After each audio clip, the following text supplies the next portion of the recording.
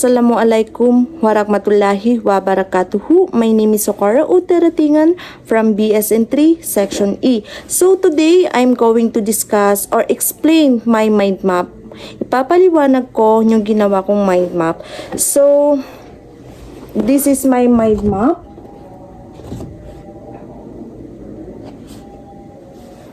So, sa mind map na to is dito pinagsama-sama ko na yung 6 na groups na nag-report. So, this mind map is depicting various aspects of popular cultures in the Philippines. So, it is focusing on its relationship with society, science, and other cultures. So, if you can see the central image, the central image shows the cityscape.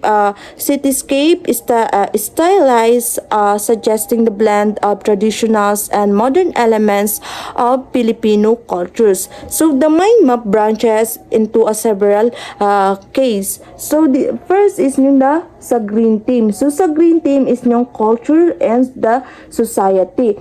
So sa green team is these section examine the evolutions of Filipino cultures, highlighting indigenous practices, the impact of globalizations and mass media.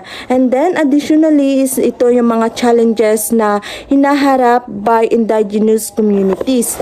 So, kung makikita nyo dito sa green team, sa indigenous cultures is pumapaloob dito is yung mga diversity, indigenous group, connection land, belief in spiritual practice, mga challenges faced by indigenous.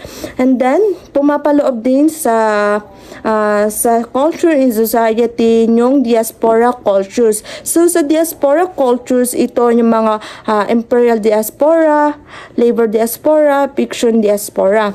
And then proceed tayo sa forms of pop cultures, music, and arts dito. Ito yung blue team. Yung blue team or yung group 2. So this section showcase the diverse expressions of Filipino popular cultures. Popular cultures through music and arts. So music and arts and other forms. So ang nag-highlight sa akin para sa dito sa topic sa blue team is yung mga Filipino cultural values. So sa Filipino cultural values is siya yung pinaka nag-highlight sa akin kasi dito pumapasok yung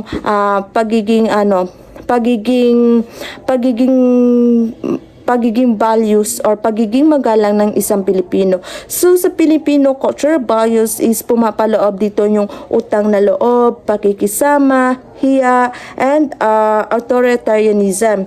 And then pumapasok din dito is yung superstitious belief. So isa sa mga halimbawa ng mga superstitious belief is yung mga red clothing, broken mirror, singing while cooking, and sukob, and not cutting nails lalo na sa gabi. And then, merong mga characteristic of Philippines televisions. Isa na dito yung mga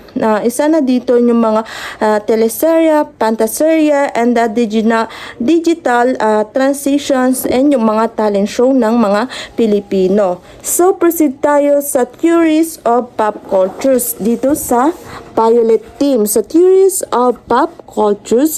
So, these sections present various theoretical perspective on popular cultures, including the Marxism, liberalism, and pluralism. So, sa liberalism and pluralism is ito yung freedom of speech, kung saan yung isang tao is malaya siyang naipapahayag or nailalabas or yung kanyang saloobin.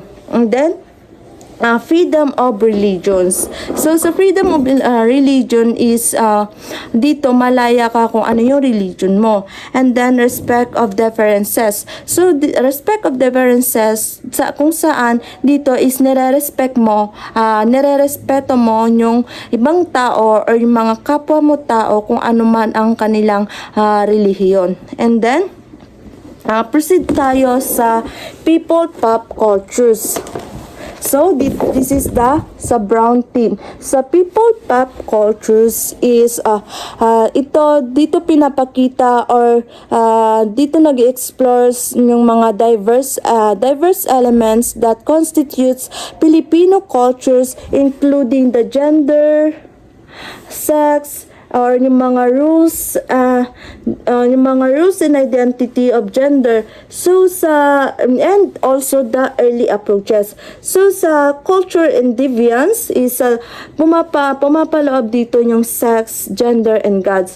'Di ba pag sinabi nating sex, ito yung female and male. And then sa gender is from Latin word genus. And then yung sa gender identity and rules is pumapasok dito yung gender identity and gender rules. Ano nga ba ang ano nga ba yung kahibahan ng dalawang ito? So sa gender identity is ito yung personal identifications ng isang tao. And then pangalawa is yung gender rules. So sa gender rules is ito yung mga actions and mga responses na ginagawa ng isang tao.